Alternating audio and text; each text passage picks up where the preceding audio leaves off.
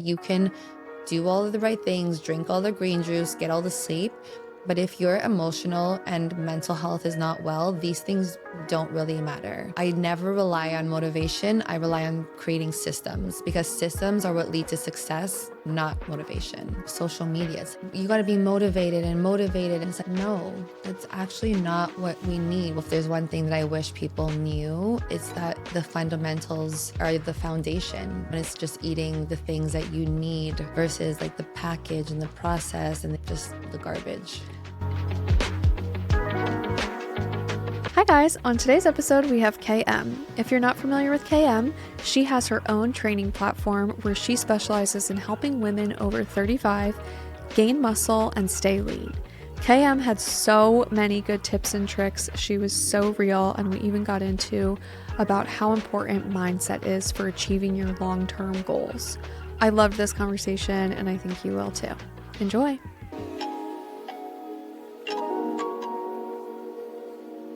So I'm a trainer and a certified nutrition coach. Certified nutrition coach. Yeah, okay, and I'm awesome. currently I'm doing a holistic nutrition diploma. Oh, nice. Yeah. Which one? IHN.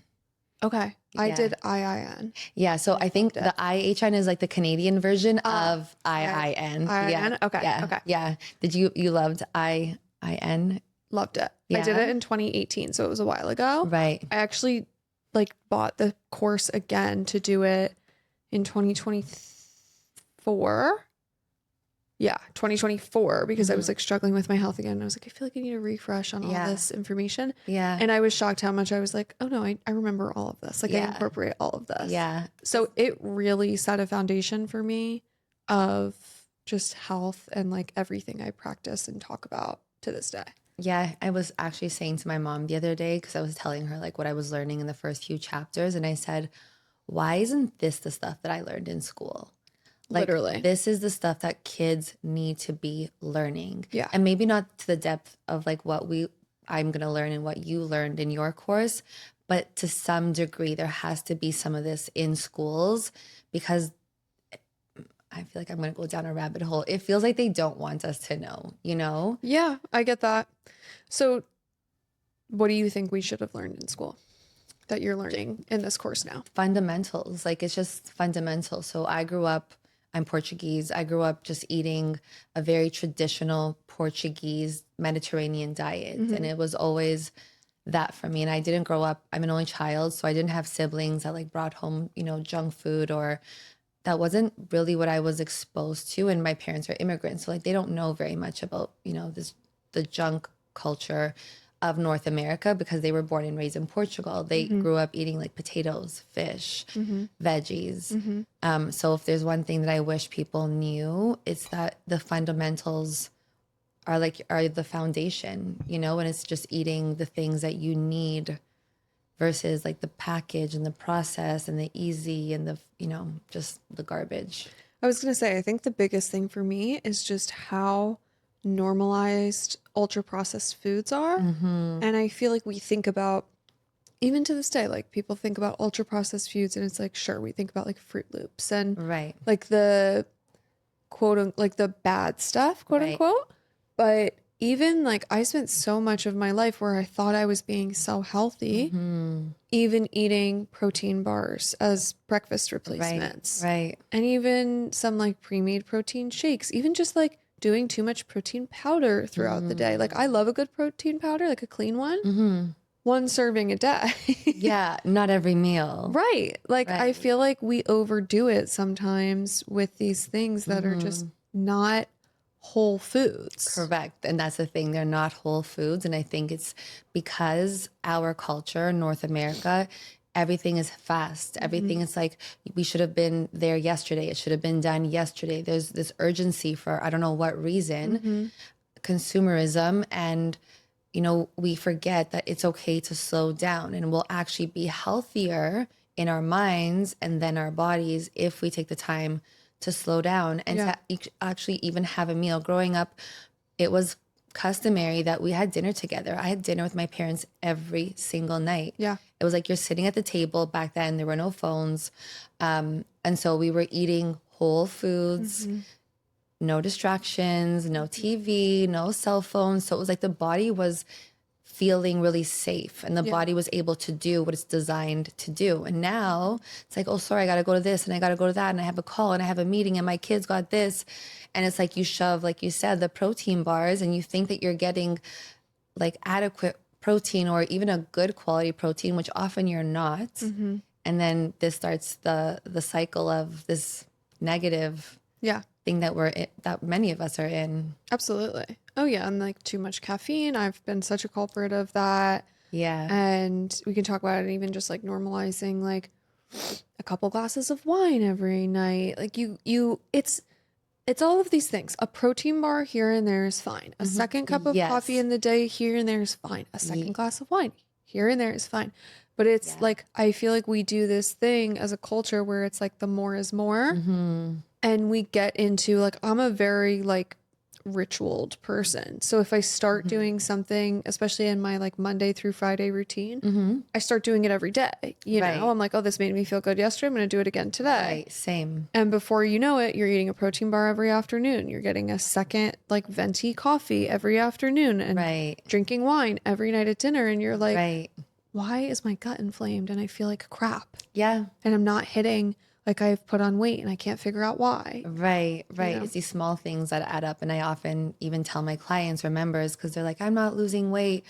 And I will often say to them, it's because you're overestimating how much protein or how much whole foods you're having. You're thinking that you're having this abundance of this food and you're underestimating the glass of wine. You're forgetting about the little this and the little that and all the littles over a week add up. Right. And then by the end of the week, it's Friday, you're bloated, you're inflamed, you're angry, you're tired.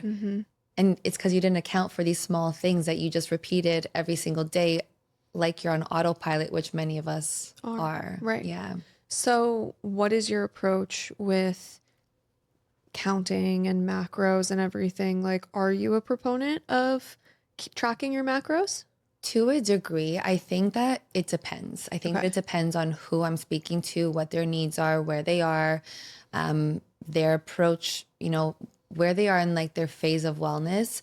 I think that it can be a really good tool for people to use to understand if they're starting in terms of what they need. So, for example, your macronutrients, your proteins, your fats, your fiber, your carbs, your fibers. Fiber is not a macro, but I consider it an essential. Yeah. And so from there, I would tell people, okay, for your lifestyle, how often do you train? What's your sleep like? Like, it is a very holistic approach. Right. It's not just like a one size fits all. So I think it depends on who I'm speaking to. And then from there, if they really truly want to understand numbers, I'm very much a numbers person. I love data. Me too. Then I can give that to them if they're in a good headspace for that. But some people aren't, and the numbers really bother them, and it can lead to a downward spiral. So I stay away from the numbers, and it's more, again, just the fundamentals, like taking away all of the noise. And I think, you know, social media is such a beautiful thing in that we learn so much and we've met so many people. And I've learned and watched and listened to podcasts, like thousands of podcasts because of social media. And at the same time, simultaneously, there's so many people that unfortunately are not, they don't have the education to back what they're sharing. And they're just sharing a whole bunch of information that they're just regurgitating. They have no diplomas, degrees, certifications. Right. And they're just sharing without actually knowing the data, without actually knowing where this information is coming from. And I think that that's really dangerous because there are people on social media, my clients, for example, or my members who say, oh, I saw so-and-so say this. And so-and-so has zero credentials. And I think to myself, they may know, but to what extent? What is an example of something that you've had a client come to you and say, I started doing this because I saw someone on social media tell me to? That's a good question. I would say, okay, this is going to ruffle some feathers for people who listen and watch. A happy juice. Okay. So there's a product. It's called Happy Juice. Okay. And essentially, I don't know too much about it. So I don't want to talk again about something that I don't know very much about. But there are clients and members of mine who come to me and they say, KM, have you heard about this happy juice? It's essentially like a drink mix that is supposed to make you happy. And Okay. the idea being that you lose weight and then you are happy. Okay. And that is something that, again, I often, and the fitness industry, as I'm sure you know, is so unregulated. Anyone Yeah. can make anything and put on the market and sell it, right? And you don't even Yeah. know the quality of what is being sold. Yeah.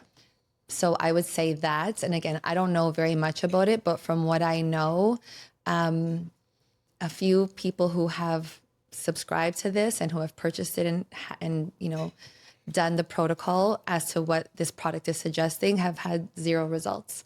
And they have said to me, KM, like, this is it's not what it claims to be.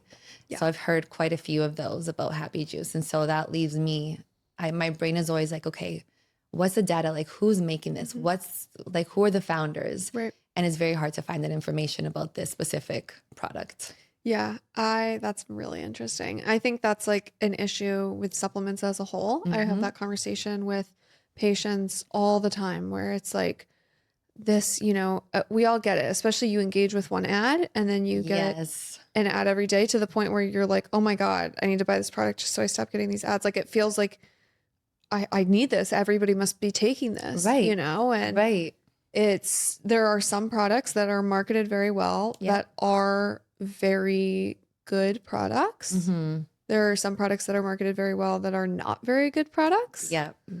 And there are products that are marketed very well that might be a very good product, but you might not need that product. Yes, exactly. I am such a proponent of work with a practitioner Mm-hmm. and understand, like, vitamin D is a great example. Mm-hmm. Almost all of us are low in vitamin D, I'm sure, especially in Canada. Absolutely. But even I live in South Florida, still everyone's low in vitamin D because we're inside working all day. Right. Right. And so it's one of those things, like, get your vitamin D levels tested because most people probably do need vitamin D. Absolutely. And then it can be the same with B complex. Yes. And then, yeah, just lots of other different vitamins. And there are things that, I was talking about for postpartum depression on the podcast the other day. I had a guest who said taking 5-HTP, L-theanine, and I think GABA were life-saving for her. Oh. Which was amazing. Okay. But making sure you're getting the right brand, and it's not always the most well-marketed products are the most Right. like efficacious brands. Right. So I always recommend working with somebody who knows. Yeah. Yeah, I agree. And even let's just say, going back to the happy juice for a second, let's just say it works for some people. Right. Great. I think that it's a slippery slope when, and this is my issue with this, is when you're just following what someone else is doing blindly. Yes. Like, to your point, I think it all comes down to working with a practitioner, getting blood work done, Yes. doing testing. Yes. What do you need? What are you low on? And even before introducing anything, because in North America, our climate, our geography, it changes the food that we are growing and then eating, right? So I think it's first stripping away all the supplements.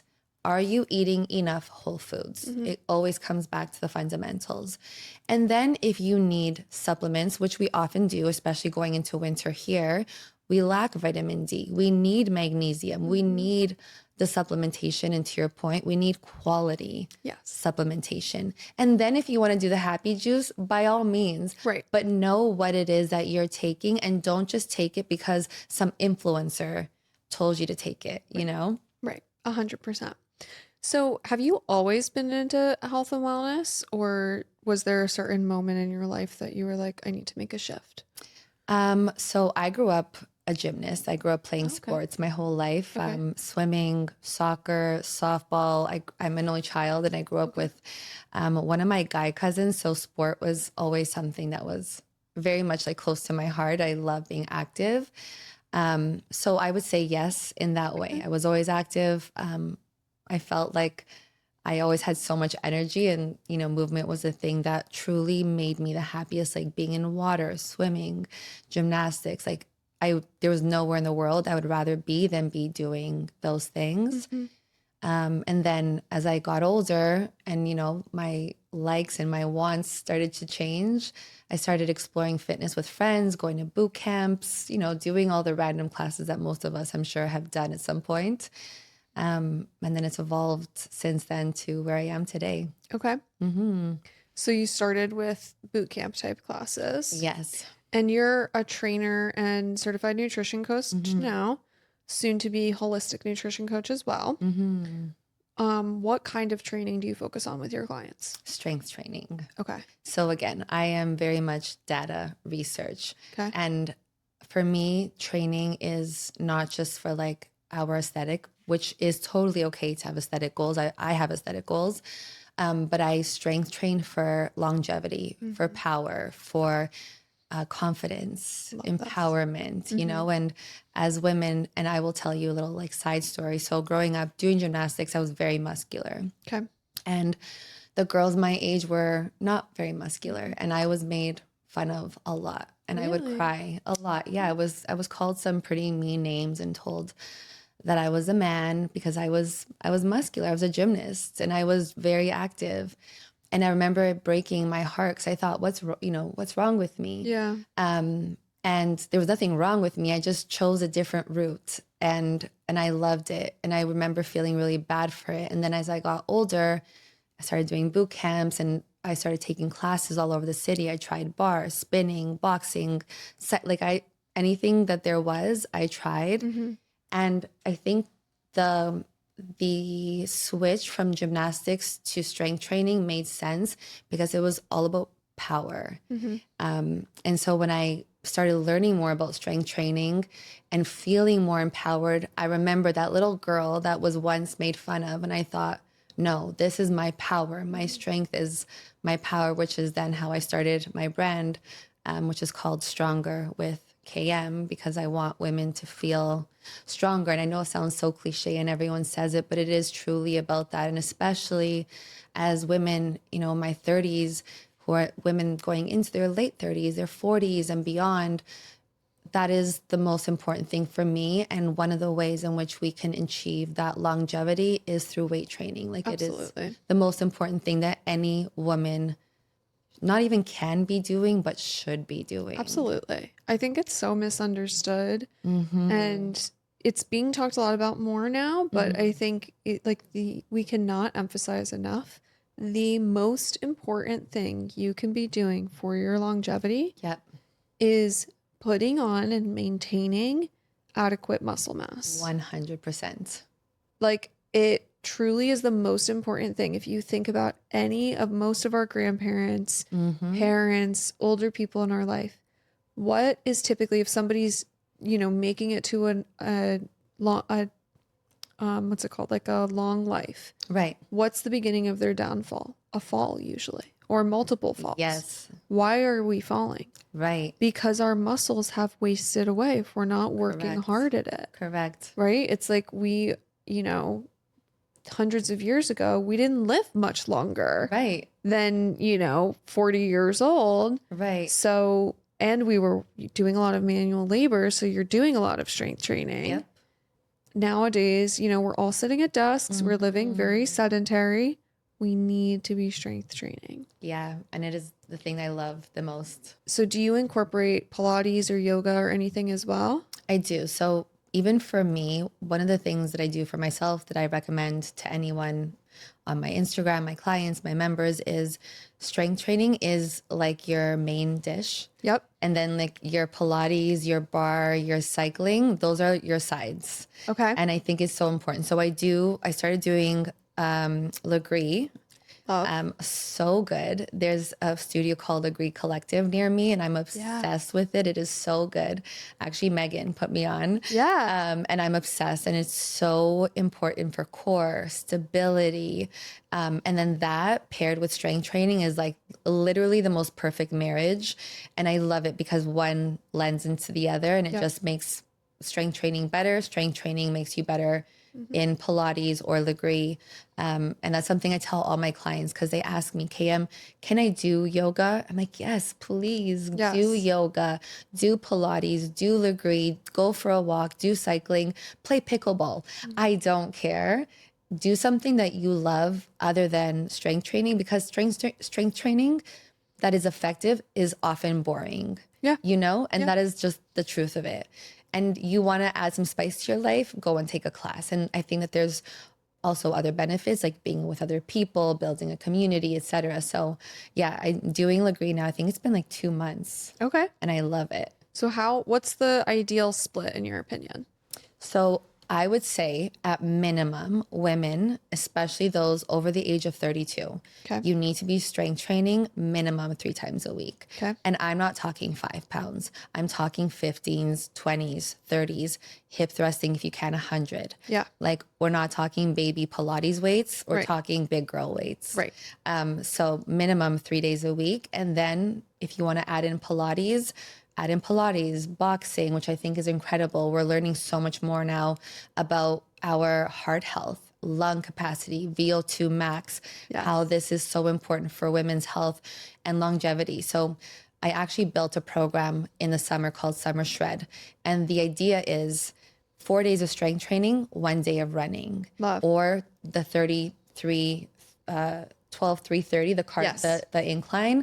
And the reason being is that the stronger your heart, the stronger your body. Yep. And the stronger your heart, the stronger everything else. Like women are much more at risk of cardiac illnesses. Right. And because of the stress that women take on, being moms, entrepreneurs, literally wearing 1,000 hats, your heart is the thing that you need to protect the most. And so No, 100%. In the same way we're emphasizing, like, you need to put on muscle mass, we need to be taking care of our heart as well. 1,000. At one of my clinics in South Florida, it's called Humanant Health. We do a full diagnostic test for every patient when they're starting their I journey. love And one of those assessments is a VO2 max. Oh, I love that. Yeah. So, Okay. and I think it's something that, especially we're talking so much about protein and strength lately. Yeah. And, a lot of us are just walking for cardio, which is walking is great. Get your Right. steps in. Like we need Right. that. But mixing in, I love that you said even 1 day a week, 1 day.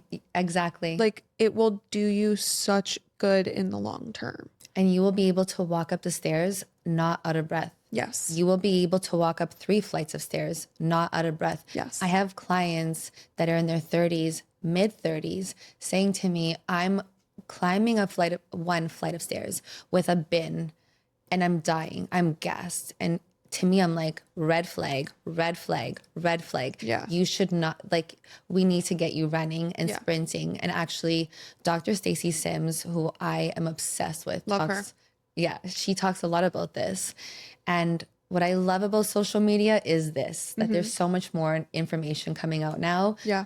about the importance of women's health and the way that we need to be training differently Yeah. than men, Yeah. which I think is so cool because, old me, I thought, oh my God, I have to do what this man is doing. And Yeah. so many women do that. And I have clients that are like, how come my husband can do this and I can't? And it's like, my love, you are so different. And it is a blessing that you are so different. And you have to work for you, not for him, Yeah. or not in the way that he does it.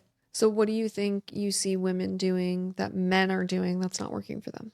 Going crazy with the HIIT. Yeah. Like men can do HIIT because men have Right. different creatine stores, different energy levels. Like men's bodies are built physiologically so different than ours. Yeah. And women come to me and they're like, I'm exhausted and I'm this and I'm that. And again, it's like, yeah, because you're not a man. You're not built like a man. Again, creatine stores are significantly less in women. Right. That is your energy, right? So if you have significantly less energy than a man and you are trying to do what a man is doing at the same level, you're likely not going to be able to match that just because you were built differently. That's not to say that you can't do that.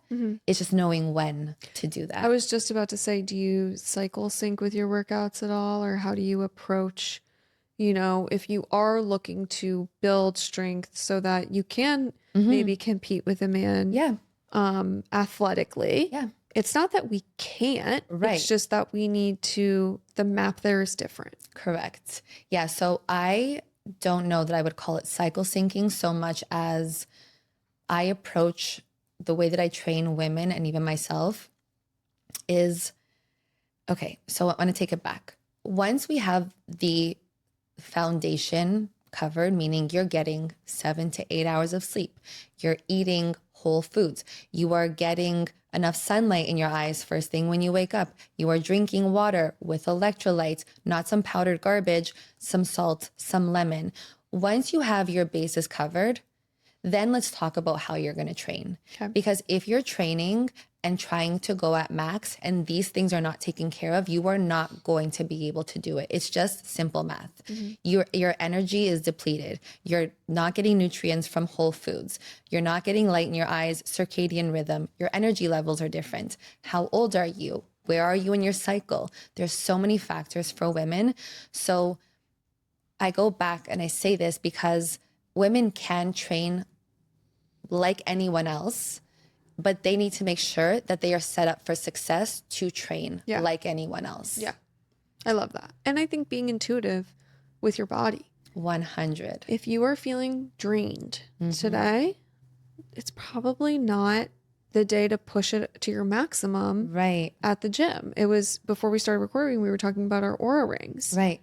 And we both love the data that we get. And I was saying, you know, I like to not emphasize it too much because I don't want to become like obsessive with it. Right. But it's an accountability tool for me. Right. And if I got a poor night's sleep and my readiness score is 65 today, today's not the day to push it in the gym. And I've learned that lesson where I'm like, well, that's my plan for the week. Today is like my hard day. And that's the day I hurt my back, you know? Or I pull a muscle because it's like my body isn't primed to push it that day. Exactly. And I think that to your point, I love the Aura Ring for that because, again, we often compare ourselves to what other people are doing. So we feel in our body, listening to our bodies are saying, SOS, don't push. And then let's just say you don't have the stats or the information to tell you like something your body needs to recover, even though intuitively you feel that. And then you see someone on Instagram pushing themselves and you think like, oh, I'm just being down on myself. I should push. Wrong. And I love the Aura Ring because it actually gives you the numbers and the stats and it helps you. So for example, to your story, I think it was last week and it said you need 1 more day of recovery. Do not work out. Do not eat close to bed. And I felt good and I wanted to work out. I was like, I'm ready. I feel good.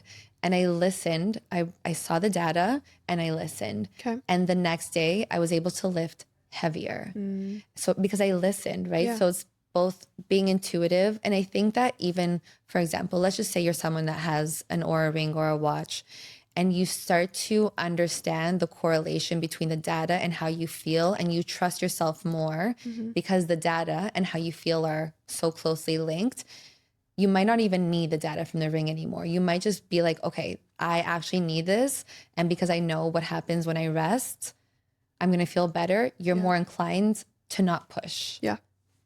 No, I totally agree. And it's, once again, it's like using these wearables as an accountability tool. Yes. And taking the information with a grain of salt sometimes. Like you don't need to let it rule your life.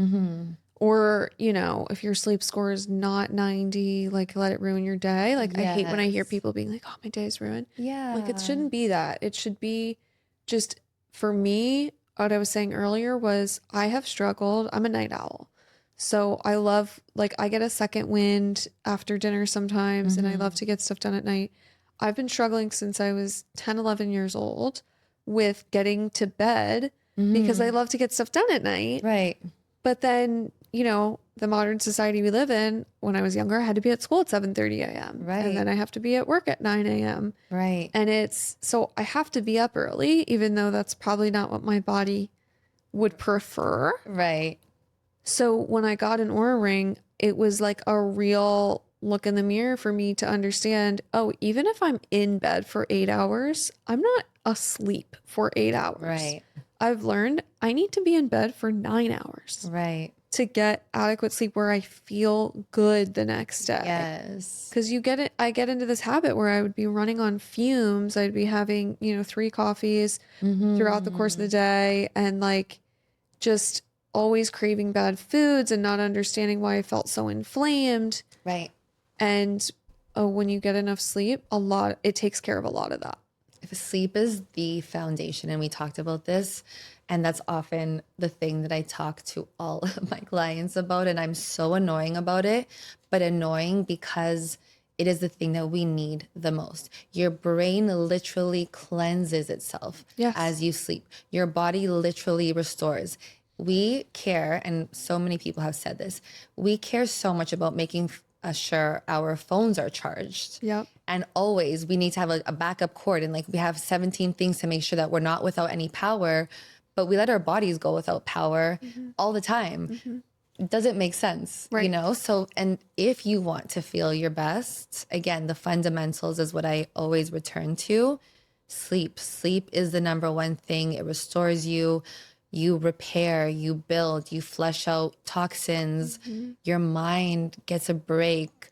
Yeah, it is the most important thing. I know. It's another thing too that like I've been through phases in my life where I'm like, I schedule myself so my schedule's so packed. And so many of the things I'm doing are wellness things, right? It's like I'm going to acupuncture, I'm booking a red light bed, I'm doing this, I'm doing this workout class, I'm getting my yoga in. And it's like, how much time am I spending running around doing these Right. things to take care of myself, Right. getting a facial, all these things, where a lot of what I'm looking to achieve would be done if I was just getting adequate rest every night. Like, Yes. you want a beauty tool? Get 9 hours of sleep. Yes. Look how you look in the morning. Literally. And I will tell you, I was saying this to you before we started, that I went to Portugal for a month. And it's the first time I had gone to Portugal in, I think, 9 years. Oh, wow. And it was my first real vacation where I said 0 work. I actually worked like 5% doing custom training, like online, but that was between travel. So that didn't feel like I was on a bus. So I'm like, okay, cool, I get to do this. I was so surprised at how, and I shouldn't be surprised because I know this, but it's one thing to know and it's another thing to practice, right? So going back to the sleep thing and just letting your body recover, taking the month off, and what you were saying about, you're doing all these wellness things. What I learned going to Portugal was I actually stopped doing all the wellness things. I brought a bag of supplements. I didn't take one. Not one. I said, to hell with everything that I've been doing. And I also realized, being in Portugal, that North America is so obsessed with wellness that it's to our detriment.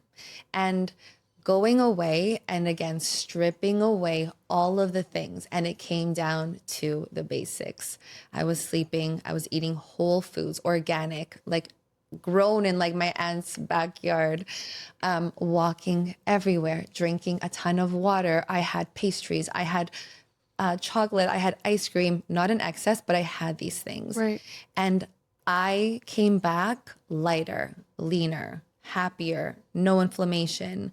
Why? We're running around, like you said, trying to do all the wellness things. And that's often okay sometimes. That sounds kind of backwards. That's okay sometimes, but the thing that you need is sleep. The basics. The basics, yeah. The fundamental pillars. Mm-hmm. So how long have you been back since you were in Portugal? So I got home June 28th. So July, August, almost 3 months. Okay. So what have you incorporated from that learning? Now you're back home in North America, you're working again. Right. What have you taken? So one of the things that we did there, and this is just a byproduct of our days, we basically went from the north of Portugal to the south of Portugal, right back up. Okay. And so a lot of our days were packed with traveling. And one of the things that we did every day was walking after eating. But it was like walking to like go somewhere or do something. It wasn't walking just to walk. It was like, okay, we're on to our next destination. So it was walking after breakfast, lunch, and dinner. And so that was something I included. And let me tell you the difference that you feel, because again, you mentioned this earlier, in North America, we are constantly like eating and then it's like back on our phones, back on our laptops. Like we don't even give ourselves a freaking second to enjoy our meal. We're distracted eating. That's another thing that I stopped doing, the distracted eating, that my phone is down and it's a very conscious, like I have to tell myself, KM, like you deserve 5 minutes, 10 minutes to just like chew your food and not be distracted. So no distracted eating, getting a walk in after every single meal, spending way less time on social media. So when I was in Europe, like many people, you're in awe of everything that you're seeing. Like your eyes are just constantly looking at 1,000 different things because Europe is so beautiful. So I spent a lot less time on my phone, and I realized that that also helped contribute to my mental health. Yeah. Spending, a lot less time like being on, going into comparison mode, which we all do. Yeah, I would say that those are the things that I've continued to do, and I've noticed such a difference. And also spending time with people that I love. Yeah. And when I was in Portugal, it was very much about family. Like, we're going to go to this cousin's house, or this person's at this coffee shop. Like, let's go say hi to them. Or I would be at the beach. My cousin owns a beach bar, and I'd be there working, and then I would see a cousin, and then laptops closed, phones away. And the next thing I know, I'm like 3 hours into a conversation. But that was so healthy for me. Yeah. And I think remembering those things and remembering that without people, as corny or cliche as it sounds, we have nothing. Like, yes, our things are beautiful to have, but without people in our lives to make us feel something and like to feel healthy, like relationships are also such a big part of health. So that's something I continue to do when I got home. I love that. Prioritizing those things. Yeah. It truly is. Like, your community is everything. You can have the most perfect wellness routine where you're even sleeping, eating all the right things. Community makes such a big difference. Your relationships, feeling safe and heard and loved. It's the most important thing. Yeah. What's your horoscope? Taurus. You're a Taurus. I'm a Taurus. Okay. So when you were saying about the Capricorn, I'm like, oh yeah, like we're very headstrong, driven. That's where I think the type A comes. It's like, okay, we got to get this done. I love that. Okay. So you're very type A. I would say I'm type A for most things, but I'm a little bit type B for some. Okay. Again, going back to Portugal. So prior to going to Portugal, again, we're in North America. We kind of repeat what we see. That's just the nature of how we are. Going to North America, I was like, I need to just chill. Like, I need to stop being so like, gotta do this, gotta go here. And when you're an entrepreneur, that's kind of the nature of the beast. Like you have to do those things. Otherwise, it doesn't get done. But I've realized that I also need to just give myself grace and just not try to be doing all the things, because that's my nature. I want to be doing all the things all the time. And I get a lot of joy from feeling a sense of accomplishment. Right. But at a certain point, it's like, for what? Like, what am I trying to do X, Y, and Z for? Like, is it because I really want this? Or is it because I feel like I need to do this? Right. Yeah, really being intuitive. I feel like it's a lot of being in touch with our feminine of like, yes, we need to get stuff done, especially as entrepreneurs. If you don't do it, it's not getting done. Like, if you don't drive the ship, like, you're not going to get there. Exactly. But also making space, something I've been trying to be very intentional about. Space for even downtime. Yes. Space for flow. I was just talking about it with Megan this morning. It's like, even on this trip, I've tried to space things out so that I'm not, okay, I'm here at 11 and then I'm here at 12 and then I'm here at 1. And like, because then if I want to take time or get distracted doing something in between and then I'm running late and I'm stressed. I'm trying to learn, like, I want space for flow in between things. Like, if I have 20 minutes where I'm like, oh, what do I do? And I have a moment to go get a matcha or just even like sit in a park, God forbid. Yeah, right? Like, how amazing would that be if I actually had some extra time in my schedule? Yeah. And I think it comes back to us just not trying to do and be the most. You know, it's just like, give yourself grace. Like, you're a human. Like, you have feelings, you have needs. You need to slow the F down. Yes. Your nervous system will be so much happier if you just get a matcha and just sit down and just like close your eyes for one freaking second. The world is not gonna fall apart. Yes. You're actually going to be able to show up so much better by giving yourself those 20 minutes. So Totally. yeah, I wholeheartedly agree. I love that. How important do you think mindset is into people's fitness journeys? It's everything, literally everything. So for my journey, I will say, so I built a platform almost 3 years ago or 4 years ago. I started this journey. Okay. And it was one of the hardest things I had ever done. And I was consumed by it. Mm-hmm. And because I was so go, go, go, gotta do this, gotta do that, da, da, da, da, da, my mindset was completely unhealthy. And I was so stressed. I had the craziest breakout, like the craziest acne. I started to develop eczema on my back. My body was literally yelling at me like, SOS, please stop. And I was seeing the physical symptoms and not even paying attention. Like, my hair was falling out. Yeah, like I was a mess. I was a mess. And my body was literally showing me what was happening. And I was just like, nope, don't got time for this. And I say this because we don't understand how powerful our minds are and how important it is for your mental health to be the thing that you take care of first.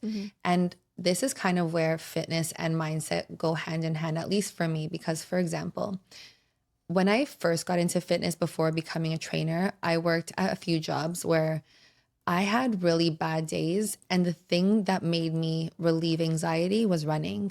I would go to the gym, jump on the treadmill, and I'd run my heart out. And I would get off of the treadmill and forget why I was even upset. And so that was my avenue for how I released my stress and how I relieved anxiety and like symptoms of overwhelm. And so I say that to say that everyone has a different way of how they can achieve that clarity, that peace, relieving anxiety, relieving symptoms of depression. And I think that that is a thing that's the most important, because one of the things that I often tell my clients who are having, down days, or for example, they don't want to push, they're having days where they're like, their body's saying no, and they're still feeling down. I'll tell them, go for a walk. Like, walking is the most therapeutic thing you can do. Don't be distracted. No podcasts. Listen, like no, nothing in your ears. Just listen. And if you live in a noisy area, maybe drive somewhere. Get in your car, drive somewhere that's green and lush, and you can feel at peace. Because that truly, walking is what allows you to kind of move through your emotions. And it's often when people brainstorm or they have like, these aha moments where they start to process whatever it is that they're internalizing that they're not really giving time to. And so I often say walking, because for me, I've seen it transform my mom's life, my clients' lives. And it comes down to your mental health first. Movement is just the vehicle that helps you achieve something in your mind. Yeah. So whether it's going for a walk or journaling or even therapy, which I am very much an advocate of, taking care of your mind is the most important piece, because a lot of people share this on social media. You can do all of the right things, drink all the green juice, get all the sleep. But if your emotional and mental health is not well, these things don't really matter. Right. 100%. And we were talking a little bit before this about, you're a vision boarder, Yes. right? Yes. When did you get into that? I think it was 2020. And Okay. I remember just being, I think I may have seen it somewhere. And I remember being like, I want to do this. Like, I want to try this. And I think at that point I was like, this sounds a little woo-woo, but like, you don't know until you try. Yeah. And I did it with one of my girlfriends, and we were at her condo. And I remember just being so excited. And she was like, what do I need? I'm like, you need Bristol board, magazines. Like, So you did like physical. Physical. Oh yeah. Like like I'm very much a physical, like pen to paper type of person. Oh yeah. Okay. Yeah. There's a lot of research for why that's also important too, but that's an aside. So her and I did this. We did this twice in a row, so 2 years back to back. And then the first vision board that she had done, a lot of those things came true in the second year. And she was like, okay, KM, like we're doing this every year. And I was like, yeah, we 1,000% are. And I remember the same thing happened for me. So I think that was the first year. I think that year I'd put like a quote that said, making an income while making an impact. And that year I won Personal Trainer of the Year for an award called Impact Lives. And I was like, okay, no one can tell me that this stuff is not true or that it doesn't work, that you have to believe in your vision. And I think doing the physical form of it is just, again, it's like the process. Everything is a process, you know? So I love doing vision boards, and I've been doing them ever since. I actually got my boyfriend to do one. I think it was last year, and he's like, what do I need to do? And I'm like, okay, you need to think about what you want for your future, you know, career, friends, family, like what do you see for yourself? And so even watching him go through that process was actually so beautiful for me, because from my experience and my upbringing, a lot of men don't get the opportunity, or they're not encouraged to dream the way that women are. Totally. Like the way I view this is they do it in a different way, or they I feel like you have to take a different approach with them, because my husband is very like, he wouldn't make a vision board with me. Like, and that's fine. You know what I mean? Like, I don't need to make him like, I understand from his perspective, it might feel a little bit of woo woo, and he's just like not into that stuff. And I don't need to push that. And it might even feel like a little bit feminine to him. Fair. So same thing. I don't need to push that, but I love to recognize and even point out to him, like, he'll do this stuff like in his own way already. Yeah. Where, like, a perfect example, I'll tell our team all the time, I'm like, if you want to, if you ever question if manifestation is real, my husband is a perfect example. Really? Yes. When we moved to Florida, I never wanted to move to Florida. He loved the idea of it because he loves to golf. Like, golf is his second love. Sure. And when we moved a few years ago, he was like, he had this goal of like, I want to join my own golf course. Oh. They're very expensive. Yeah. And like, we just are not really in like the financial place in life where that's like, from a personal life perspective, for us to be able to say that makes the most sense to invest in, it doesn't. Right. With our businesses and just the relationships, like the way we're flowing with things and like the roles we're each playing with our businesses, we joined a golf course this year because it makes the most sense from a networking connection perspective. Right. He found one that he was able to do like a junior membership at. It made sense to the point where I was like, it's actually stupid if we don't do this. And yeah.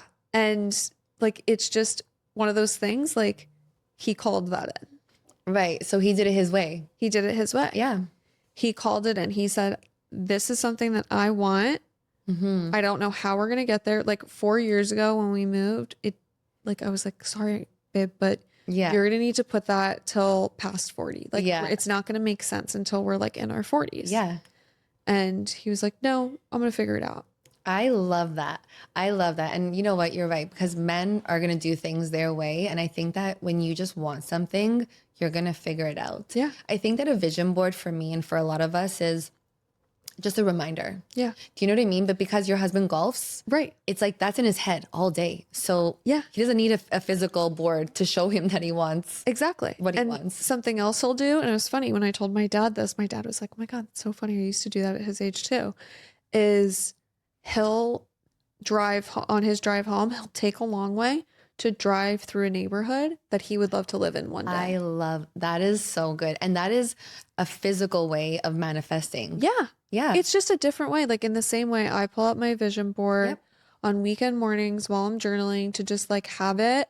Yeah. Like I do a digital one in Canva. It's just like what works best for me. Yeah. But I pull it up on my computer screen and I love to have it. And I even like fiddle with it, add to it. I love that.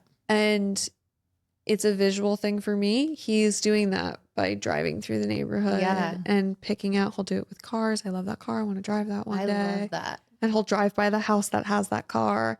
Like, I love that. It just looks different for everybody, you know? Yeah, but I think there's room for both. I think even doing it his way is also so powerful, Totally. right? Because it's like you're literally doing it. You're not just Yeah. like sticking a picture on a board. Right. You're like driving down these streets, looking at these cars, talking about the golf thing.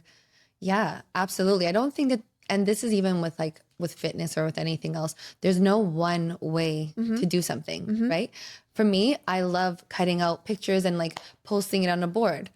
Do I also love the idea of driving down the street that I want to live on? Hell yeah. Yeah, You know, exactly. so it's like I think there's room for everything, and it's all a matter of trying and then seeing what works for you. Yeah.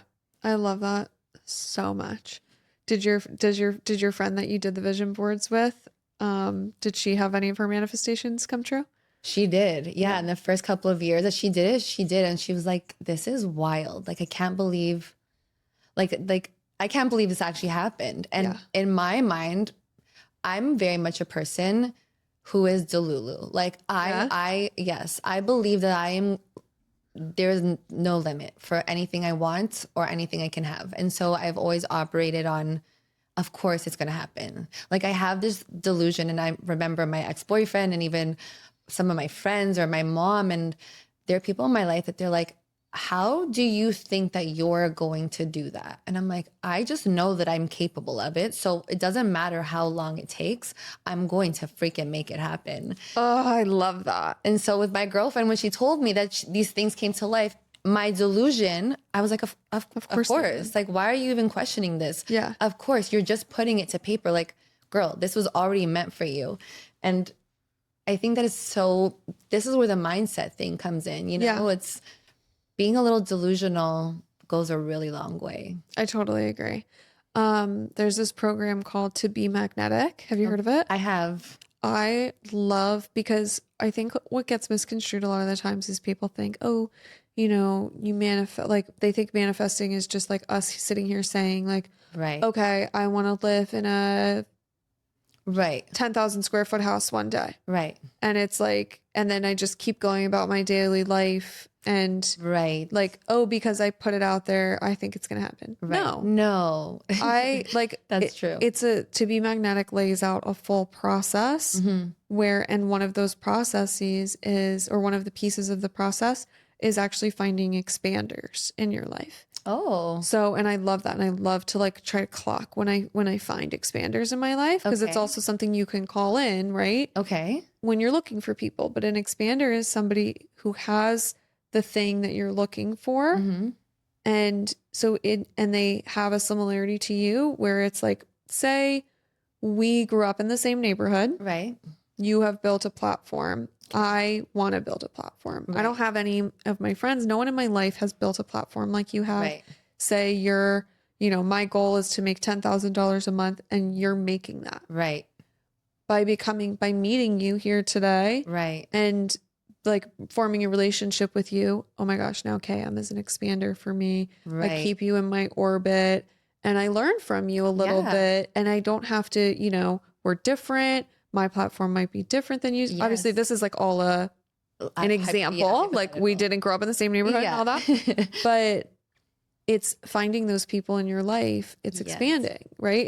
It's seeing that it's possible. Yes. And then doing the work as well. Like evaluating your career, like whether it's your career, whatever you're looking to change, how am I doing things that are to meet that goal? And how am I doing things that might be setting me back? Absolutely. And a step at a time, working in the right direction. Yes. And I think that's such a valuable thing to mention, because you're right.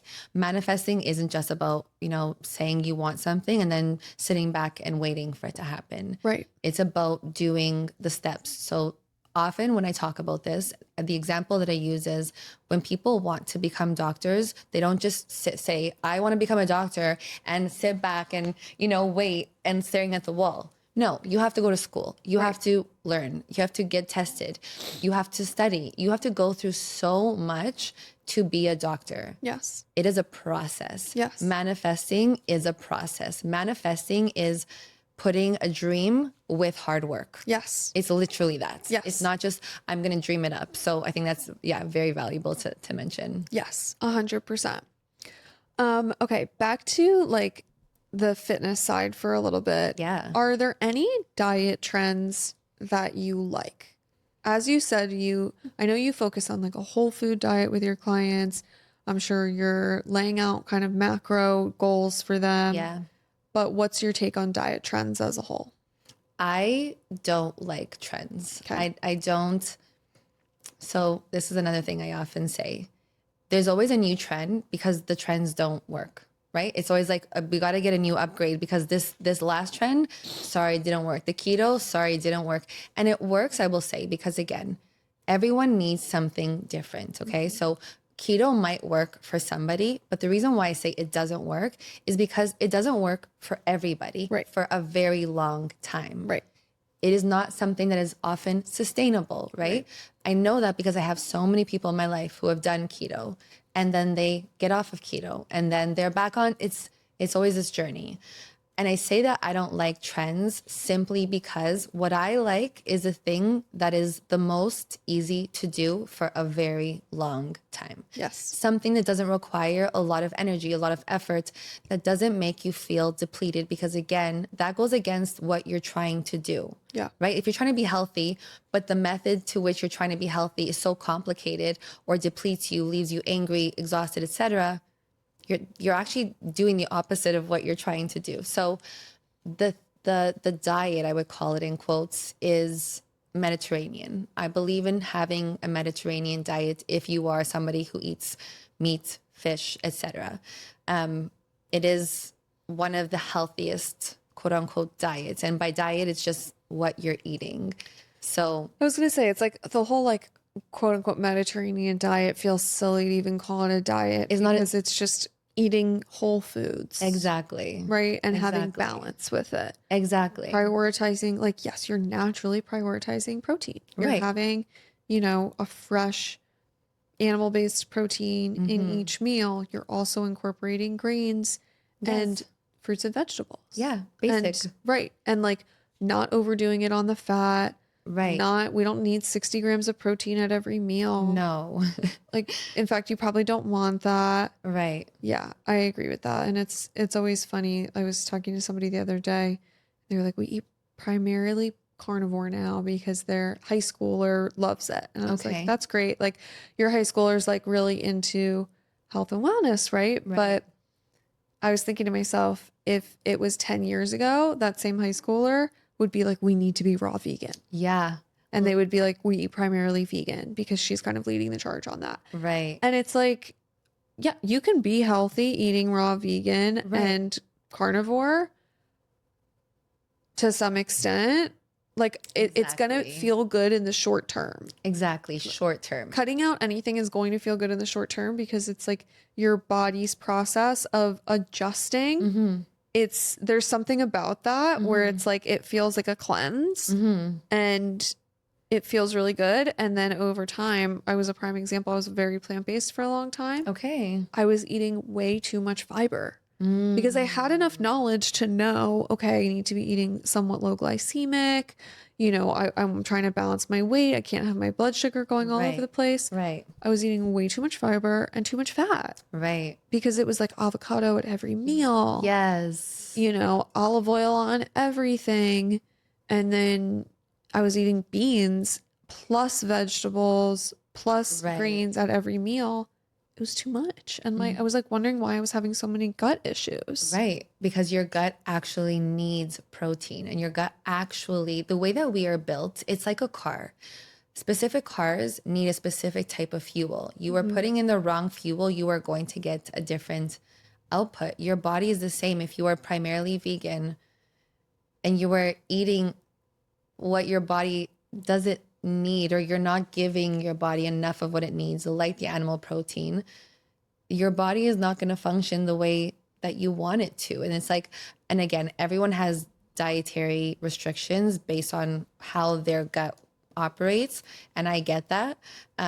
For anyone who can have animal protein, Mediterranean, which is like what you said, it's just eating whole foods. It's eating proteins, carbs, fats, fibers. Yeah. The basics. Having balance with it. Yes.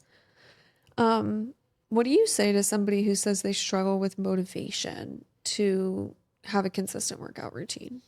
I compare motivation to the weather. It is so unpredictable, you know? The weather tells you tomorrow's going to be sunny, you wake up and it's cloudy. What are you going to do? You're then not going to do what you wanted to do because it's cloudy. Obviously, it depends on the plans, and this is just an example, but I don't ever rely on motivation. It's not even a word that I ever use very much with my clients because, again, not sustainable. It's not something that you can do realistically for a very long time because, okay, another example. I often say to my clients, if you were to be motivated 4 times in 30 days, that means you're going to work out 4 times in 30 days. Does that math make sense to you? And they're like, well, when you put it that way, no. And I'm like, right.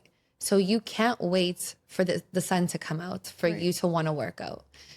What you need to do is create a plan that is sustainable. And I believe I'm the kind of trainer that I believe in taking things in smaller steps and then adding on when you can, if you need. So an example might be, let's say that you want to work out 5 days a week. I'm going to tell you, no, you're going to work out 4 days a week.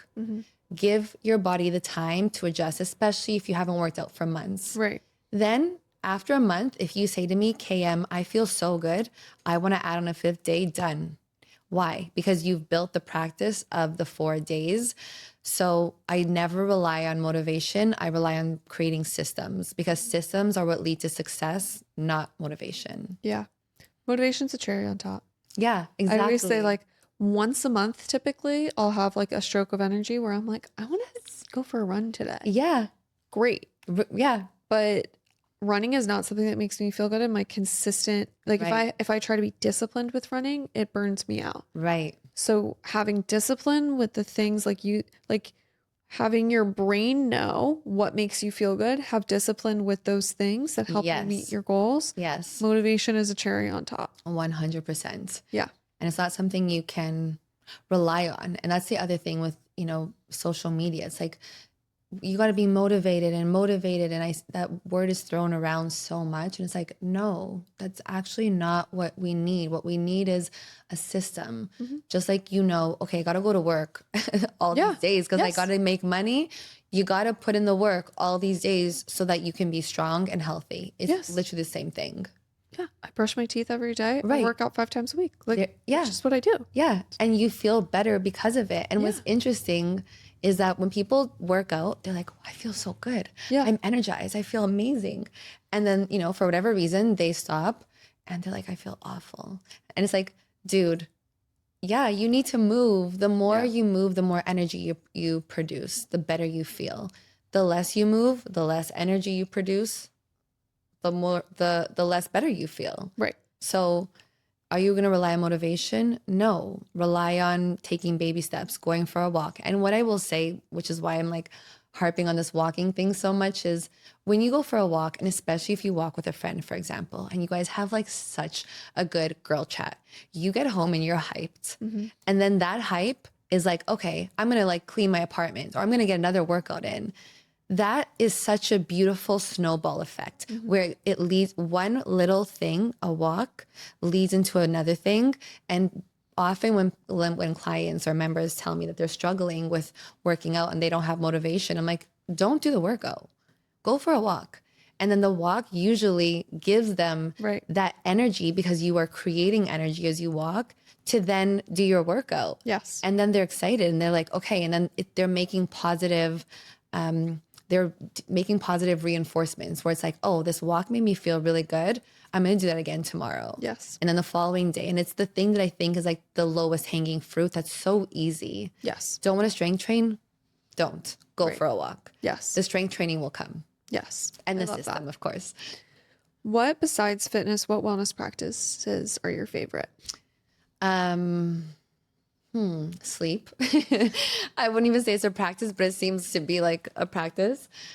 Journaling is something I'm like on and off of sometimes because like I was mentioning before, I find that we tend to lean to extremes. It's like journaling every day, like a laundry list, which then is actually more harmful than good. So journaling, Okay. walking, And this is going to sound, again, corny, cliche, but spending time with people that I love, like really making plans with girlfriends to either do a class together, go for a walk together, do something productive. And that is a wellness practice for me that, again, it's like going for a walk with your friend when you feel good. When you work out with someone or you're doing something that's productive with someone that you love, your energy just radiates. You just elevate your energy for the both of you.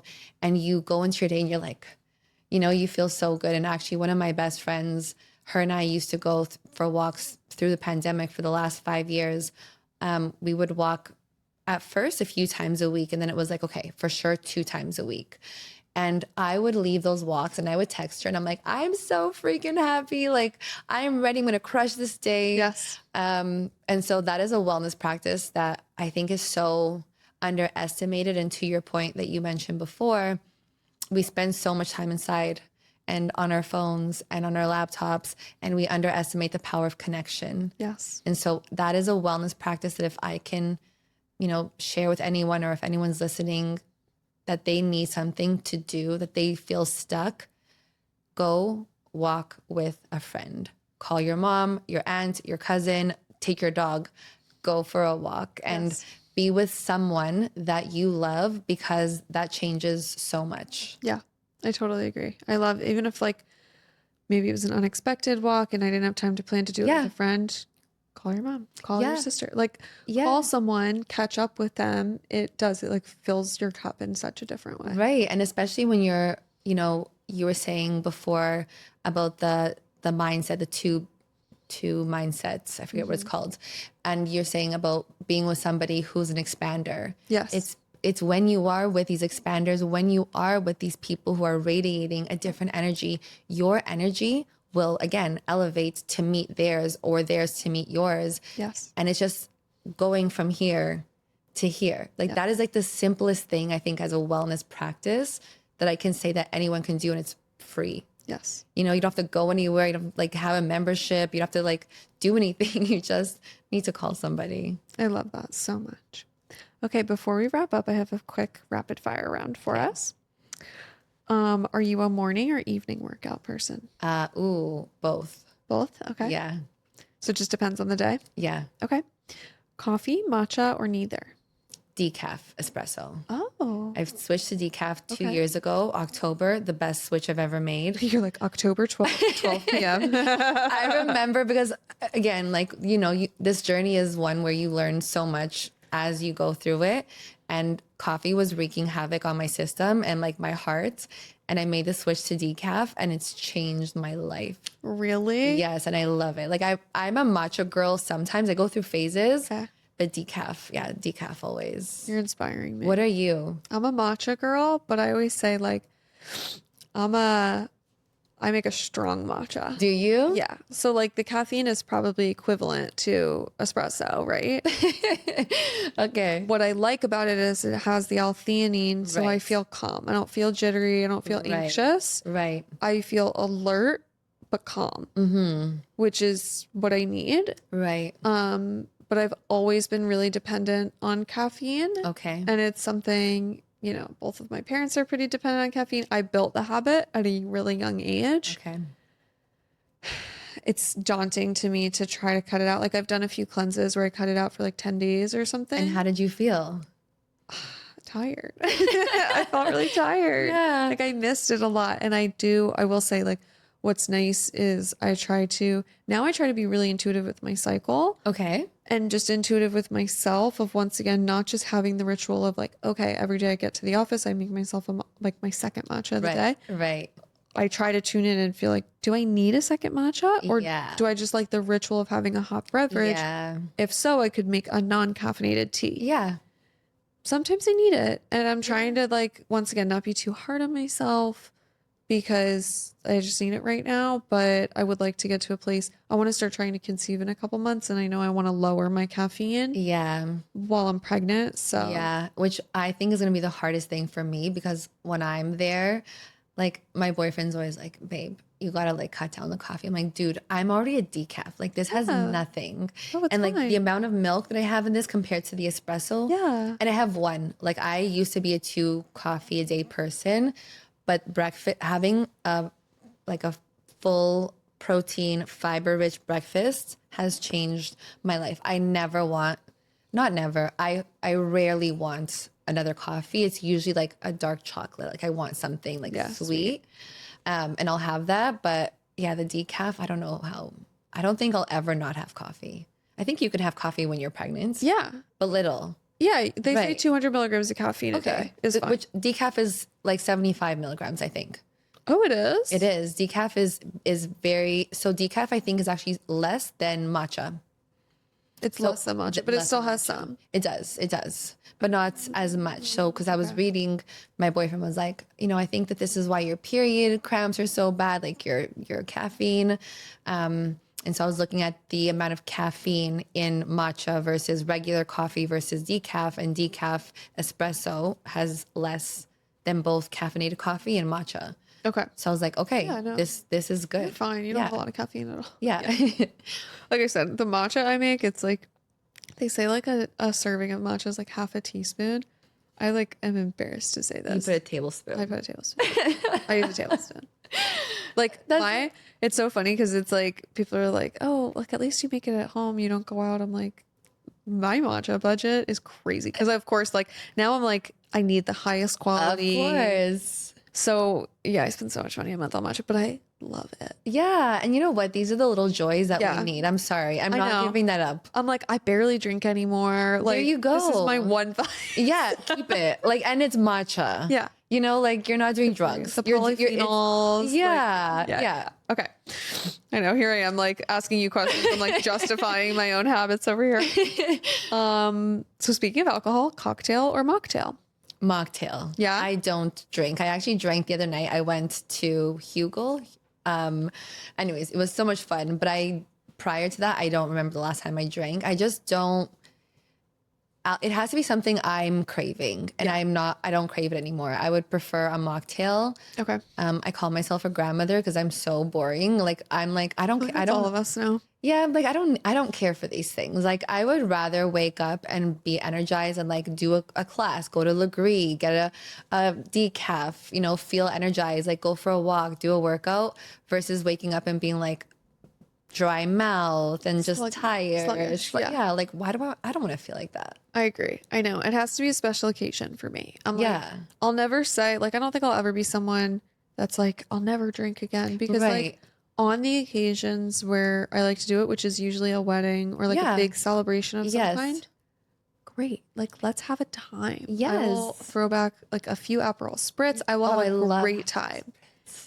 But another nice thing is like 2 Aperol Spritzes now for me. I'm feeling great. Yeah. Like, whereas like years ago, Yeah. I would have to have twice as much. Yeah. To be feeling that. Yeah, much, yeah. So it's nice. I do miss that feeling. Yeah. Like the feeling like after 2 Aperols, that used to be my drink. Like I was obsessed. And again, I'm like you. I'll never say no. Right. But for Never now, say I'm like, never. meh. Yeah. Yeah. No, it's rare. Like Yeah. it's rare. I have like 1 to 2 drinks a week, like usually on a for you. weekend. Yeah. And why like, not? Life is 80-20. Like you got to have your Whole Foods and your Aperol once in a while. Yeah. Or your chocolate or whatever. Like I'm a very big person on balance. Like I'm, again, Portuguese. We have these pastries called pastel de nata. Okay. They are literally crack. Like if you go to Lisbon, I need to tell you where to go. Like this pastry is I like, love Lisbon. oh my God, same. These pastries, this is my 20. Like I'm going to eat my fish, my potatoes, my this, my that, and I'm going to eat this pastry because it is, I would actually pick a pastry over a drink. Okay. Chocolate croissants, kryptonite. Love. So good. I know I'm gluten free because that's like something that my body just does not like gluten. A croissant. Girl, a croissant. And like when it's freshly baked and like perfectly crispy, I can't. Like that to me is like, it's absolutely yes. You put an Aperol or a croissant, the croissants 100 times over. I get that. Yeah, I'm a chocolate girl too. Yeah. Yeah. Like I eat dark chocolate every day. God, I love dark chocolate. Yeah. And Okay, I gotta that's it. send you some of my faves. Yeah, There's a few please. brands that there's a store, Healthy Planet. I forget what the brand is, Okay. but they sell a few that they do dark chocolate. So good. Ooh, okay. Yeah, please send it to me Yeah. because I'm such a dark chocolate girl. Like, yeah, take the alcohol. Like, it's Yeah. fine. It's for every once in a while. Yeah. Don't The take my chocolate. Yeah. I need just like, yeah, a little piece every day. Yeah, I agree. Favorite healthy snack? I don't snack too often these days. Like I really focus on full meals. It depends. Sometimes it's banana with like some almonds and like maybe like a teaspoon of peanut butter. Sometimes it's a piece of chicken. It sounds so crazy, but like I literally love if I make like a stir fry, like I'll just have some protein. Or depending on where I am in my cycle, because dairy really affects me. So Okay. Greek yogurt, some Yeah. peanut butter, honey, berries, like I love. But that I have maybe out of the month, maybe like the first week and a half after my period, and then I don't have dairy anymore. So you feel like you notice the dairy affects you more if you're like in your luteal phase? 100%. Like I get so much more bloated, so much more.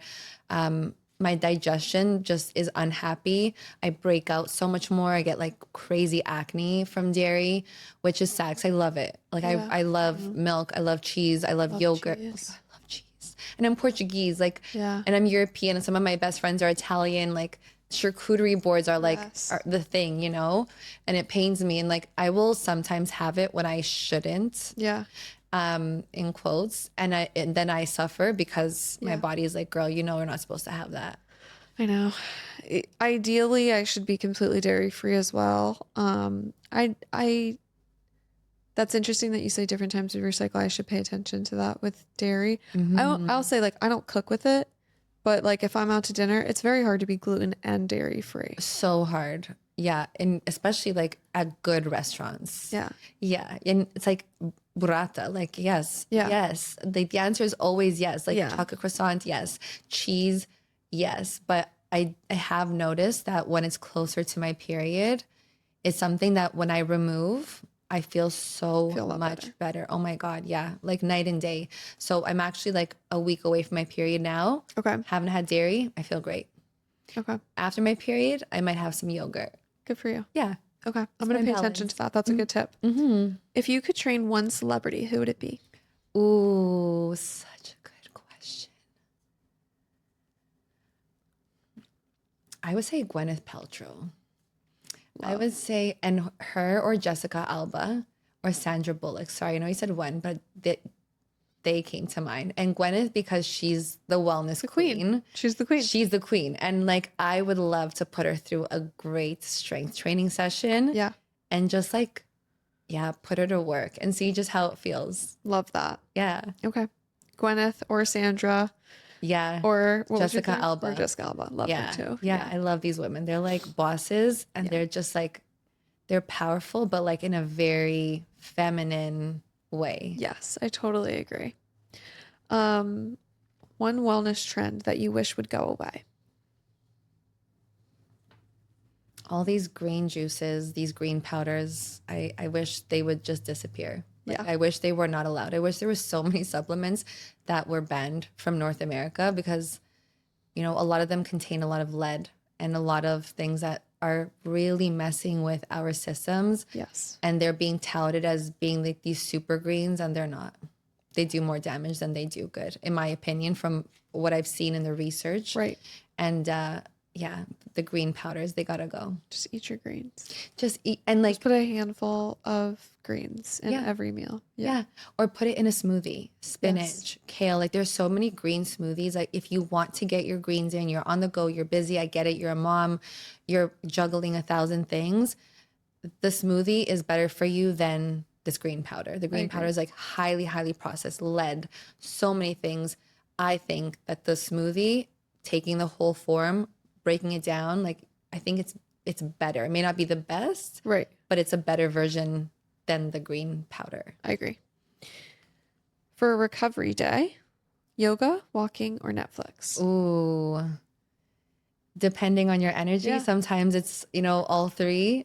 and not all three at once, but sometimes it's like, okay, one time Pilates, Right. one time's walking, one time Netflix. Yeah, I think it's just really, I would say I would argue that the thing that I would say the most, no matter what, is walking. Because even if you are exhausted, walking creates energy, and it's the lowest impact, lowest, again, hanging fruit. It doesn't really require a lot, and it doesn't even need to be long, 10 minutes. Okay. But it's such a good brain refresher. Yep. And it moves things. So for example, let's just say you're exhausted. You've had the hardest week. Mentally, you're just like fully tapped out. I would say walk. Okay. Because even if you are exhausted, it will bring you back to life. And it's happened to me where I'm like, oh my God, I don't want to do this right now. And like, I struggle with that too, even though this is my job. And I just tell myself, okay, I'm just get out the door. Just 2 minutes. If you hate it, at least you've done 2 minutes of walking. And then I get outside and I start walking. And then I end up walking for so much longer. And I'm always so happy because of it. And then I come back, and all of a sudden the person that was like dead on the couch is like this like little perky bunny that I'm like ready to accomplish so much. So I would say a walk. Okay. I know you're like inspiring me, because I feel like lately, especially after dinner, I'm just so dead. Oh my God, yes. And yeah, it's like, even if you just like, okay, 10 minutes, and then once you get out there, 10 turns to 30. Yes. And you feel so much better. It's so much better for your blood sugar and digestion. All of it. Yeah. I would say even like for you and your husband, like a lot of my clients, they started asking their husbands to go with them after dinner. And one of my clients, she's a teacher. She was with me. We were doing virtual one-on-one. And she was like, okay, KM, I'm going to like ask my husband to like come with me. And so he did. He's like, dragging his feet. He didn't want to. He's like, do I have to do this? Yeah. And he did. And she's like, at first it was hard, but then he was the one saying to me, Elizabeth, we got to go for a walk. And I was My like, dream.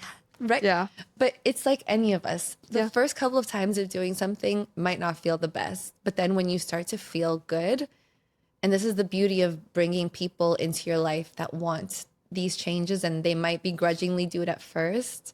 But yes, if you can, in Portugal, that's where it was like the light bulb went off. And I was like, I know this, but now I'm like putting into practice.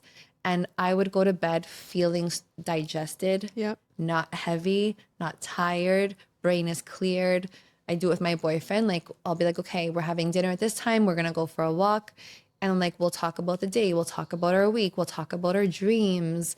And then I get home, and it's just like the sense of peace that you feel in your body physically, because you've digested after dinner, and then connecting with your partner or whoever it may be. I highly, highly recommend. Yeah. And my thing is with my husband too, it's like sometimes you just have to lead with that kind of stuff. Yeah. And it's even like, I feel like if I say like, okay, like I'm going to go for a walk after dinner. Yeah. Like rather than like, will you go for a walk with me? Because Yes. sometimes he's like, no, I don't want to, whatever. It's like, okay, well, I'm going to go anyway. Yeah. Then it's like, "Ugh, okay, fine, I'll come with you. Yeah. And then, yeah, you get into the ritual of it. He starts feeling good, and he's like, oh, are we going to walk today? Yeah. It's like, yeah, exactly. When my clients tell me that, that's my biggest win, is when their husbands start to be the one that starts to lead. yeah, And I'm like, yes. yes, I know. We did it. Yes, we made the impact, truly. Yeah. And then what happens is when the women are feeling tired, the husbands are the leaders. Yes. And then women get to be soft, and they get to go back to their feminine, because they've shown their husband something that's so important that the husband now loves. And the women get to be these little babies that we are, and we just go along with them. And that feels the best. Like that feels when you're truly being taken care of. And I think the best thing that we can give anyone is being their example, and bringing them along on the journey, and asking them, even if they say no, and you say to your husband, I'm still going to go, it's being the example. And I say this to all my clients as well with kids. The best thing that you can do for your kids is don't tell them what to do, show them. Yes. Be their example. If you want them to be healthy, you need to be healthy. Stop talking about it. Start doing. And when they're like, oh, my kid's jumping in on the Zoom or in person, and they're like, I'm so sorry, Kim. I'm like, do not ever be sorry. I love this. Let them be here. Let them watch us. Yes. This is how they're learning what's important. Yes. Mom is taking care of themselves. So so subconsciously they're understanding the importance of taking care of themselves. I love too that the kids are seeing mom ask for help from someone else. Like we Yes. Oh, don't that's have to true. handle we don't have to know it all. We don't have to do Yes. everything on our own. Like the fact that they're seeing their mom get guidance from you, Yeah. in my opinion, is a nice thing. Because I think especially as a woman, sometimes it feels like we have to run everything. Yeah. And I never thought about that. That is actually such a valuable point because it's true. Like women think that they have to do it all and they shouldn't do it all. We're not designed to do it all. We're designed to have partners. Yeah. And we're designed to share in that energy. And yeah, your kids can see that, okay, mom's asking for help. It's safe for me to do that too. I love that. Yeah. I love that. It's something for me. I've noticed it lately, especially because I was telling you earlier, I have this condition called mast cell activation syndrome, and it's confusing to navigate, honestly. And it's like as many. What is it? It's a histamine intolerance. Okay. So it's for me, it can stem from a bunch of different things. A lot of people, it stems from like it's like a long COVID symptom. Oh. So I, like in preparing for my wedding almost 2 years ago now, I trained really hard. I trained a little too hard and I dieted a little too hard. Okay. And it was like one of those things, even though I know better, I still got caught up in it. And it was very stressful on my body. And in addition to running a business, like that's stressful enough. And then planning, I planned a big wedding. Right. It was just a very stressful process. I'm a people pleaser. I learned a lot about myself in it. Right. But it was a lot for me, like physically and mentally and emotionally. And then the week of my wedding, I got a virus. It tested negative for COVID, but I've never been so sick. Like Really? couldn't get out of bed. I was so sick. And then like just, did everything I had to do to get myself to my wedding day. It was like I was literally doing like an IV every other day. I was on antibiotics. I usually avoid antibiotics Right. because it strips your gut so much, but I was like, we need to do anything we can to just get me to the wedding. Yeah. Yeah. And like looking and feeling as good as I possibly can. Yeah, of course. So I did that and then went on my honeymoon. And because I had been so restrictive on my honeymoon, I was like eating all these things that I hadn't eaten in a long time. Gluten and dairy being the biggest ones. Gluten especially. I hadn't had it in like probably a year. Wow. And it was, I think, just inflammatory for me. And then I was drinking and then like we were in Napa drinking wine, which is very high histamine. Right. And I've always had a little bit of a histamine thing. Like when I would drink, if I was hungover, I was always a little like I'm like a little stuffed up right now. Like you can, like I was always kind of like that. But it was like as I got off all of these medications and everything, once I got home, I would wake up in the morning and sneeze like 30 times. No. Yes. And if I had anything with sugar, sneeze. Like, no. Yes. And I just had this like kind of chronic like sinus infection thing going on that wouldn't go away. I was finally diagnosed as this condition called mast cell activation syndrome. So it can kind of come on from anything, but it's like dysregulated nervous system is a big factor. And then, yes, like viruses that really disrupt your system long term, also a factor.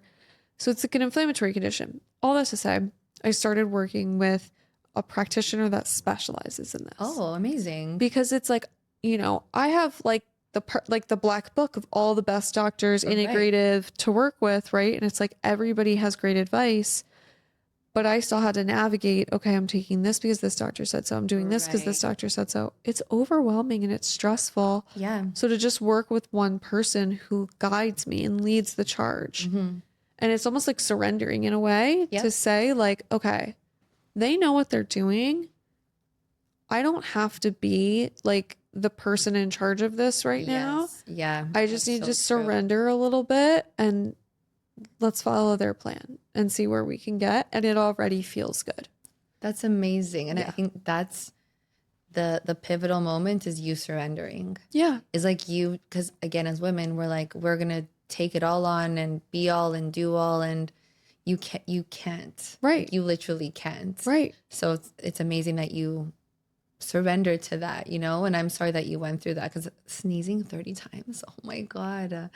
And your face, So exhausting. And it's so, and like, yeah. And then it turns into just like my whole body just feels so inflamed and bloated, yeah, like a majority of the time. yeah, So yeah, it's been a lot to navigate, but the good yeah, news is I have access to all the right people, and yeah, I've learned a lot along the way. Like I always look at these things as like a blessing in disguise, yeah, because especially, you know, it might not be as common as, say, for now at least, as say like PCOS. Like I feel like right, everyone has a diagnosis yeah, of PCOS now, yeah, but you know, there are other women going through, there are other people going through what I'm going yeah, through. Like yeah. I know that even just from talking to people in my clinic, and they're like, it's the strangest thing.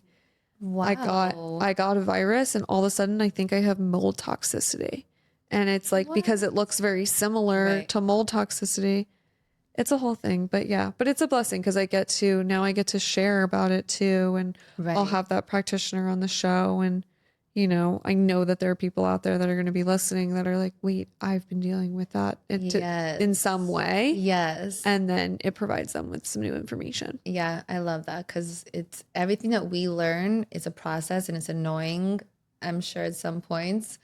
But then you get to that point of like, you see the light, and then you get to share Yeah. that with people. And I think that that's been such a big thing for me with my whole journey, is just like seeing other women specifically with strength training, and they're Yeah. like, no, this is beautiful, don't be ashamed, don't hide, use your power. And this was all at a time where tiny was the thing that was, you know, wanted and coveted, and I was over here like defined and muscular, and I was like, I want to hide and I hate my body. But yeah, when you go through something, you use that something and share it with the world, because someone somewhere is experiencing the same thing too. And I always say, if you can help one person, it's like you create a ripple effect. That one person helps another person, and it helps another Yes. effect, you know, and it goes so far beyond you.